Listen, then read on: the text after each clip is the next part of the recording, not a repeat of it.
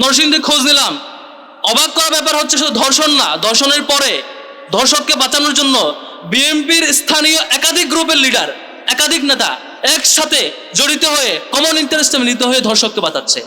আমার অবাক লাগে, এই যে মিডিয়াগুলোতে তারেক রহমান কোন চেয়ারে রেখে কোন চেয়ারে বসছেন দেখুন, ভিডিও সহ ভিডিও আপলোড হয়, আবার আপলোড হয় তারেক রহমান দেখুন সচিবালয় থেকে হেঁটে হেঁটে যাচ্ছেন, সাথে মেয়েকে নিয়ে হেঁটে যাচ্ছেন।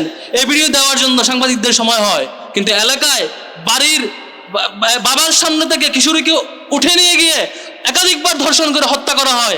আবার সেই ঘটনা স্থানীয় বিএনপি নেতা পুলিশকে ফোন দেয়, লোকজনকে ফোন দেয়, বাড়ির লোকজনকে হুমকি দিয়ে এলাকা ছাড়া করার ব্যবস্থা করে।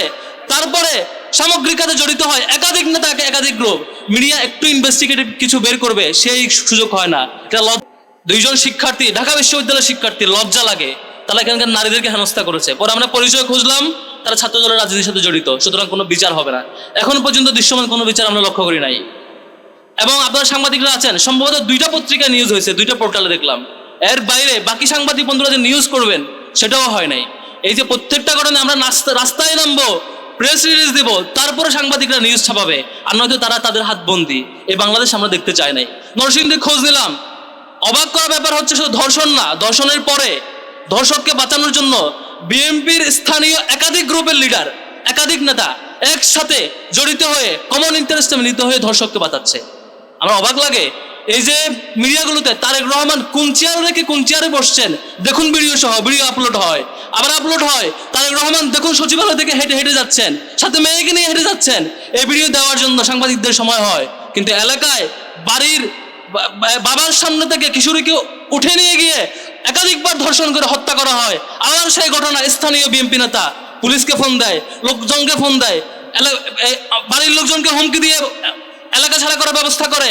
তারপরে সামগ্রিক কাজে জড়িত হয় একাধিক নেতাকে, একাধিক গ্রুপ।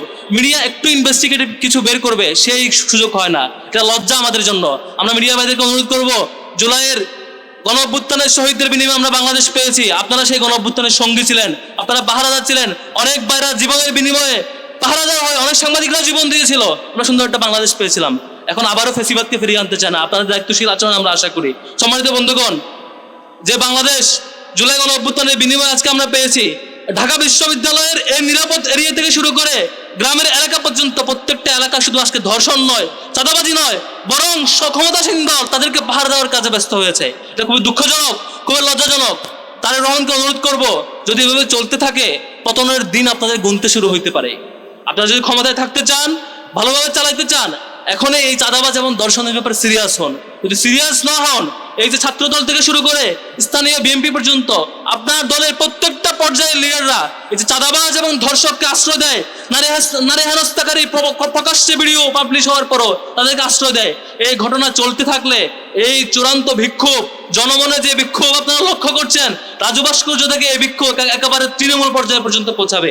এই বিক্ষোভ শুধু সরকারের বিরুদ্ধে নয়, শুধু প্রশাসনের বিরুদ্ধে নয়, আপনার দলের প্রত্যেকটা কাজের বিরুদ্ধে যেতে বাধ্য হবে। সম্মানিত বন্ধুগণ, আপনার দল বিএনপি গত 15 বছর একটা মজলুম সংগঠন ছিল, নির্যাতিত হয়েছিলেন।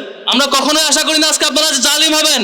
আমরা কখনোই আশা করি না ধর্ষণ হওয়ার পরে এই ঘটনার আপনাদের প্রত্যেকটা দলের নেতাকর্মী, মিডিয়া উইং, অ্যাক্টিভিস্ট সবাই সংঘবদ্ধভাবে প্রচার করবেন ঘটনা মিথ্যা, ঘটে নাই। আপনারা জনগণকে কনফিউজ রাখবেন, পরে এক পর্যায়ে যখন ফাঁস হবে এই ঘটনা সত্য, তখন বলবেন আপনারা ধর্ষণের বিরুদ্ধে। তাহলে একদিন 2 দিন কই ছিলেন, কেন এই ঘটনা মিথ্যা দাবি করেছেন? এভাবে চলতে থাকলে খুব দুঃখজনক অধ্যায় হবে। আমরা আর অপেক্ষা করতে চাই না। আমরা চাই আপনাদের দলের পক্ষ থেকে স্ট্যান্ড ক্লিয়ার করবেন। আপনাদের যেসব দলীয় নেতাকর্মীরা, নির্বাচিত প্রতিনিধিরা কিংবা দলের ক্যাডাররা দর্শনের পক্ষ থাকে, তাদের বিরুদ্ধে যদি ব্যবস্থা না নেন, আমরা সংঘবদ্ধ হয়ে, আমরা প্রত্যেকটা ক্যাম্পাস মিলিত হয়ে বাংলাদেশের সকল ছাত্র জনতাকে ঐক্যবদ্ধ করে এই ধর্ষক চক্রের বিরুদ্ধে গণ আন্দোলন গড়ে তুলতে বাধ্য হব। আমরা সেই পরিণতি যেতে চাই না, আমরা সুন্দর একটা বাংলাদেশ চাই। আশা করি আপনাদের বুঝ শক্তি ফিরে আসবে। আশা করি সে আওয়ামী লীগ যখন 9-10 সালে এই ধরনের ক্রাইম করছিল, তখন সে সময়ের আন্দোলনকারীদের সতর্ক করেছিল, তারা সতর্ক হয় নাই, তারা চূড়ান্ত পরিণতিতে গিয়েছে। আপনারা শিক্ষা নেবেন। আশা করি আজকের এই বিক্ষোভের পর আপনারা সতর্ক হবেন এবং দৃশ্যমান ব্যবস্থা নেবেন এবং ধর্ষকদেরকে প্রকাশ্যে দিবালোকে মানুষের সামনে শাস্তি নিশ্চিত করার ব্যবস্থা করবেন। তাহলে পরে আমরা আমরা আশ্বাস পাবো এবং সম্ভবত আমরা ঘরে ফিরতে পারবো, নয়তো আপনাদের পরিণতির দিকে, চূড়ান্ত পরিণতি যেতে হবে। আমরা এই ক্যাম্পাস সহ, ঢাকা বিশ্ববিদ্যালয় সহ প্রত্যেকটা ক্যাম্পাস, প্রত্যেকটা নারী এবং বোনদের নিরাপত্তা নিশ্চিত করার জন্য আমাদের আপ্রাণ লড়াই থাকবে।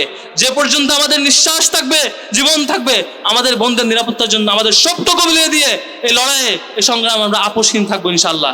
আসসালামু আলাইকুম রহমতুল্লাহ।